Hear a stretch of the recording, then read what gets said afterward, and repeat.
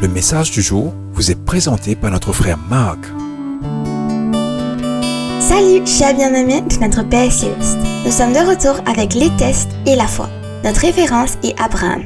Alors, bien-aimés, il est temps pour nous de naviguer par les vents de la foi et d'avancer, aventurer dans les mers inconnues. Que Dieu nous bénisse tous. Test numéro 1.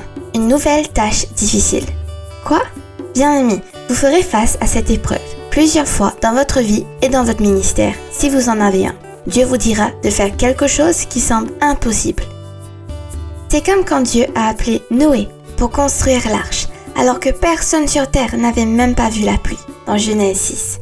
Bien-aimés, Dieu ne vous demandera peut-être pas de construire une arche, mais il vous demandera une tâche ou d'accomplir une tâche impossible. La foi est de faire face à l'avenir, sans savoir quelle tâche cela va être. Test numéro 2. Un changement majeur. Où? Bien-aimé, c'est le test où. C'est une épreuve qui se produit lorsqu'un changement majeur survient dans votre vie et que vous ne savez pas où Dieu vous emmène. Dieu nous dit d'y aller et change tout dans nos vies dans le processus. Mais il ne nous dit pas où. Dieu a dit à Abraham de quitter Ur pour l'inconnu sans lui dire où. Et Abraham obéit. Genèse 12, 1.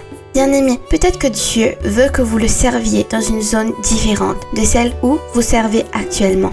Ou peut-être qu'il vous dit de vendre votre maison et vous demander « Mais où vais-je partir ?» La foi, c'est suivre la conduite de Dieu sans savoir où. Test numéro 3. Une promesse retardée. Quand? Bien-aimé, cette fois, vous vous demandez « Quand ?» Dieu, quand répondras-tu à ma prière? Quand notre église grandira-t-elle? Quand mon mariage changera-t-il? Vous n'êtes pas le premier à poser la question « Quand ?»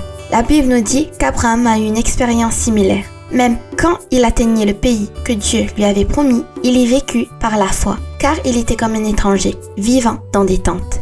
Ce fut de même pour Isaac et Jacob, qui héritèrent la promesse d'Abraham. Abraham regardait avec confiance vers une ville au fondement éternel, une ville conçue et bâtie par Dieu, dans Hébreux 11, versets 9 à 10. Bien-aimé, Abraham a basé sa vie sur les promesses de Dieu, pas sur des explications, et sa foi a grandi à cause de cela. La foi attend le temps de Dieu sans savoir quand. Demain, nous conclurons avec les 3 derniers tests et questions. Que Dieu vous bénisse tous. Profitez de votre journée en lui. Au revoir. Si toi aussi tu crois que la parole de Dieu est une bénédiction, partage-la et sois une source de bénédiction pour les autres toi aussi.